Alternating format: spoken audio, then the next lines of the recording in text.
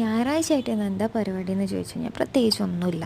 രാവിലെ എണീറ്റ് നോക്കിയപ്പോൾ ഈ ആകാശമൊക്കെ നല്ല തെളിഞ്ഞിരിക്കുന്നുണ്ടായിരുന്നു. ഇന്നലെ കുറച്ച് മഴയൊക്കെ പെയ്തിട്ടുണ്ടായിരുന്നു കേട്ടോ. അതുകൊണ്ടായിരിക്കണം ഇത്രയും തെളിച്ചം. അറ്റ്മോസ്ഫിയർ ഇത്രയും ബ്രൈറ്റ്നസ്സും ഇത്രയും ഭംഗിയുള്ളതുകൊണ്ട് തന്നെ നമുക്ക് പഠിക്കാനൊരു ഉന്മേഷമൊക്കെ ഉണ്ടാവും. രാവിലെ എണീറ്റതും എൻ്റെ പണി ഞാൻ തുടങ്ങിയിട്ടുണ്ട്. ഈ ബുക്ക് മൊത്തം വായിച്ചു തീർക്കണം കേട്ടോ. പിന്നെ നോട്ട്സ് ഉണ്ടാക്കണം.